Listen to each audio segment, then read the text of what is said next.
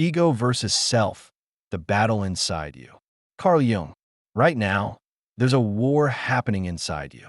Not a war you can see on the outside, but one that shapes every single thought, decision, and relationship you have. On one side, the ego, the mask you wear in society, the version of you that wants to be accepted and admired. On the other, the self, the deeper, truer, timeless essence of who you really are. Carl Jung believed this inner battle is the key to understanding not just psychology, but the very meaning of life. So the real question is, who's running your life right now? The fragile ego or the powerful self? Understanding the ego. To understand the battle, we need to understand the fighters. First, the ego. The ego isn't evil. It's actually essential. It's the part of you that says, I am me. It's your conscious identity, your sense of self. Without an ego, you wouldn't know where you end and the world begins. But here's the trap. The ego is fragile. It clings to labels, achievements, and other people's opinions. If someone insults you and you feel a burning rage, that's the ego being threatened. If you obsess over likes and followers, that's the ego hungry for validation. If you can't admit when you're wrong, that's the ego protecting its pride. The ego lives in comparison. It always wants to be seen as better, smarter, richer, more attractive. But it never feels enough because no matter how much you achieve, there's always someone else to compare to. Jung saw this as dangerous because if you identify too much with the ego, you start to believe the mask is the person. You confuse the role you play, student, CEO, parent, influencer, with your true being. The irony? The harder you cling to the ego, the emptier you feel inside. Meeting the self. Now, let's meet the self. Jung didn't mean the self as in just me, myself, and I. He meant something much larger, the totality of your psyche, both conscious and unconscious. The self is like the hidden blueprint of who you are meant to become. It includes your conscious ego, yes, but also the parts you've repressed, your instincts, your creativity, your potential. The self doesn't care about likes or job titles.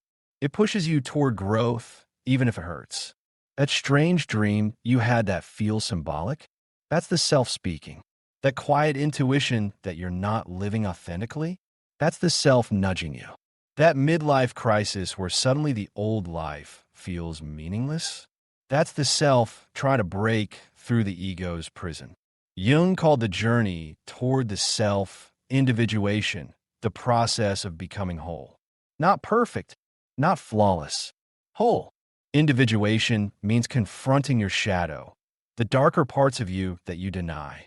It means facing fears, accepting flaws, and realizing you are more than the image you project to the world. And this is terrifying for the ego, because the self isn't interested in comfort.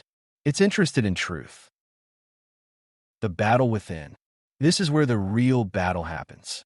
The ego says, stay safe. Keep the job. Don't risk embarrassment. The self says, you were born for more. Create. Transform. Become whole. The ego is about survival. The self is about meaning. Let's take an example.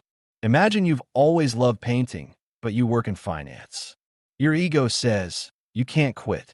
What will people think? You'll fail. You'll look stupid. The self whispers, your creativity is starving. This is why you feel dead inside. Or in relationships. The ego clings to toxic partners because it's terrified of being alone. The self says, let go. Heal. You deserve more. When you ignore the self for too long, it often breaks through with force, through depression, burnout, existential crises. Jung warned, if you don't listen, the unconscious will sabotage you until you do. He put it beautifully. Until you make the unconscious conscious, it will direct your life and you'll call it fate. How to recognize the battle in yourself. So how can you tell when the ego is running your life? Look for these signs. You feel restless even after achievements. Criticism feels unbearable. You're constantly comparing yourself. You fear vulnerability because it feels like weakness. And how do you know when the self is at work? You feel drawn to growth, even if it's uncomfortable. You have moments of synchronicity, strange coincidences that feel meaningful. You sense a deeper purpose, even if you can't fully explain it. You feel more authentic, even if others don't approve. Here's a practice. Next time you feel triggered, ask, is this my ego protecting itself or myself trying to emerge? That simple question can shift your perspective entirely. The takeaway: in the end, Jung didn't say we should kill the ego. He said we should balance it. The ego is necessary. You need it to function in society. But if you let it dominate, you live shallowly, always chasing approval. The self is your guide to wholeness. It wants you to face your shadow, embrace your truth, and live authentically, even if that means discomfort. The battle between ego and self isn't a one-time fight. It's a lifelong dance. And the more you listen to the self, the more your life shifts from survival to meaning.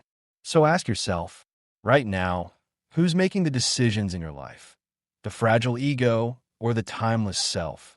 That answer might just change everything. If this resonated with you, subscribe for more deep dives into the hidden forces shaping your mind. Don't forget to like this video, and go check my Decode Your Mind playlist. See you next time, on my way.